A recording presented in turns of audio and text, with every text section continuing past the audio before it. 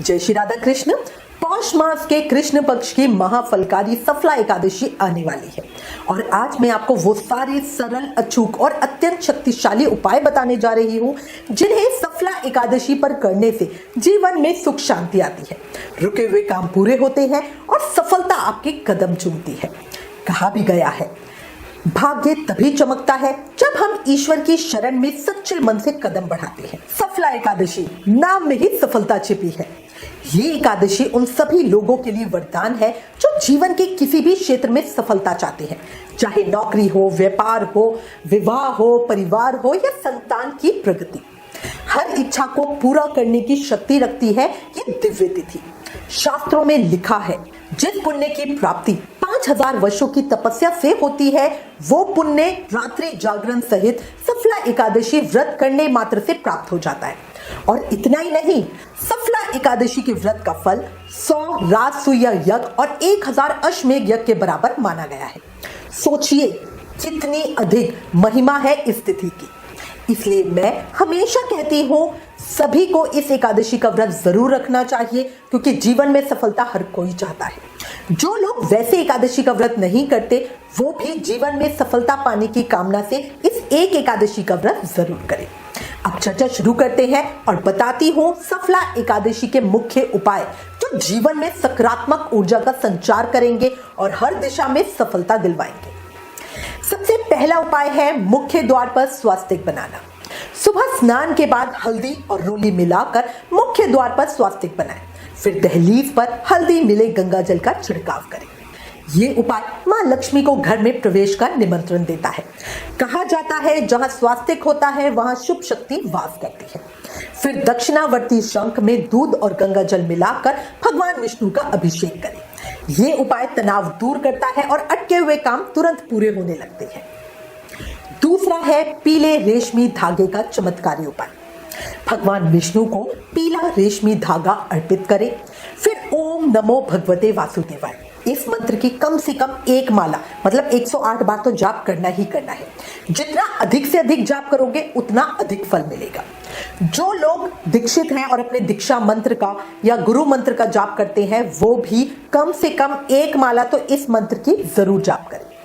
जाप के बाद भगवान विष्णु के चरणों से वो धागा उठा ले और उस धागे को पुरुष दाहिने हाथ में बांध ले, महिलाएं इस धागे को बाएं हाथ में बांधे। ये धागा आपके जीवन में सुरक्षा कवच की तरह कार्य करता है। इसी के साथ याद रखना, एकादशी पर पीले रंग का बहुत महत्व है।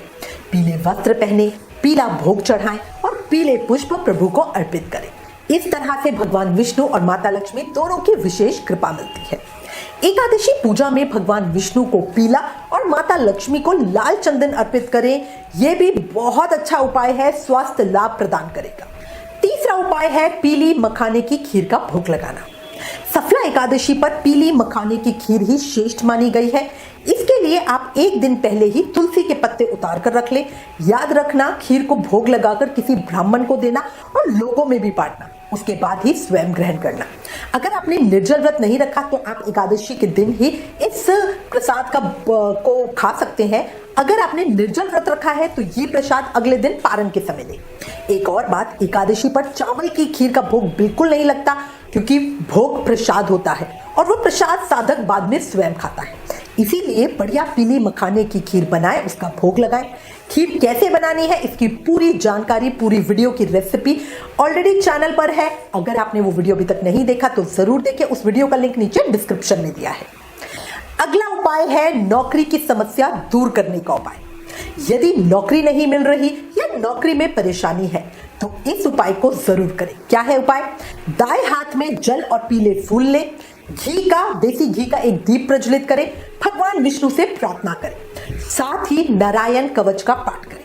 इसे लगातार 11 दिन करें, निश्चित रूप से शुभ समाचार मिलेगा। नारायण कवच का पाठ हिंदी में हमारे चैनल पर ऑलरेडी है, उस वीडियो का लिंक भी मैंने नीचे डिस्क्रिप्शन में दिया है। बड़ी आसानी से आप कवच का पाठ सुन सकते हो या वीडियो के साथ साथ बोल भी सकते हो। अच्छा, इसी के साथ आपको रात में आकाश दीपदान जरूर करना। आकाश में दीपदान कैसे करना है वो आप हमारी वीडियो में देख सकते हैं, उस वीडियो का लिंक भी मैंने नीचे डिस्क्रिप्शन में दिया है। जो लोग फलाहार से व्रत करते हैं वो शाम को फलाहार ग्रहण करने से पहले दीपदान करें।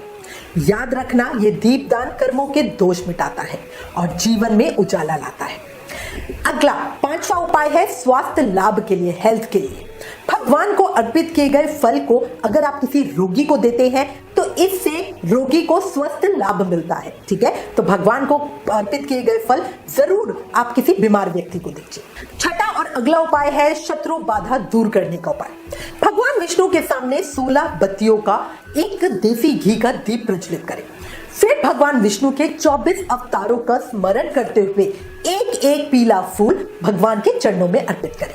शाम को इन सभी फूलों को एक साथ बहते हुए जल में प्रवाहित कर दें। ये उपाय शत्रुओं को शांत करता है, जीवन से बाधाएं दूर करता है। साथ ही सफला एकादशी पर गरीबों को भोजन, कपड़े या धन का दान जरूर करें।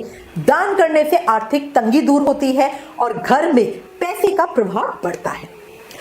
अगला और 7वां उपाय है वैवाहिक जीवन सुखी रखने का उपाय। अगर आपके वैवाहिक जीवन में वाद विवाद की स्थिति बनी रहती है तो एकादशी के दिन केले के पेड़ की विधि पूर्वक पूजा अर्चना करें, जल में हल्दी डालकर अर्पित करें और 7 बार परिक्रमा लगाएं। इस दौरान ओम बृहस्पताय नमः इस मंत्र का जाप करें। इससे वैवाहिक जीवन सुखमय होगा। अगर अपने वैवाहिक जीवन का सुख बढ़ाना चाहते हो तो सफला एकादशी के दिन पीले रंग की धातु के लोटे में गंगा जल डालकर उसमें थोड़ी सी पिसी हुई हल्दी मिलाएं और उसमें एक सिक्का डालकर अपने ऊपर से 7 बार उतारकर इसको बहते हुए जल में चढ़ा दें। ऐसा करने से वैवाहिक जीवन सुखमय रहेगा। 8वां उपाय है नए काम की सफलता के लिए अचूक उपाय। अगर आप किसी भी काम में अपनी सफलता सुनिश्चित करना चाहते हो तो सफला एकादशी के दिन भगवान विष्णु की पूजा के समय 2 हल्दी की गांठ पूजा स्थल पर रख दें और अगले दिन जब भी उस काम को करने के लिए आप घर से निकले तो उन हल्दी की गांठ को पीले कपड़े में लपेटकर अपने दाएं हाथ पर बांध लें।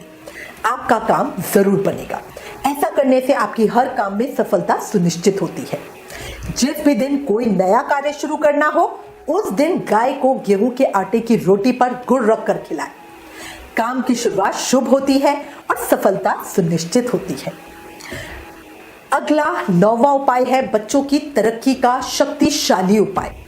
अगर आपने बच्चों की तरक्की सुनिश्चित करना चाहते हो तो सफला एकादशी के दिन भगवान विष्णु की बढ़िया पूजा करें और पूजा के समय चंदन घिसकर एक कटोरी में रख लें। जब पूजा समाप्त हो जाए तो दोनों हाथों से भगवान को पुष्पांजलि चढ़ाएं इस तरह से। ठीक है, पत्तियों को पहले से ही तोड़ के रखें।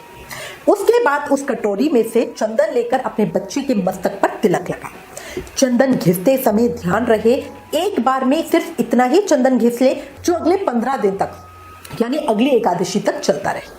ये तिलक लगाने की प्रक्रिया भी आप अगली एकादशी तक जारी रखें। जब अगली एकादशी आए आप फिर से यही प्रक्रिया दोहराएं। ऐसा करने से बच्चों की तरक्की सुनिश्चित होती है। 10वां और अंतिम उपाय है धन संबंधी समस्या दूर करने के लिए।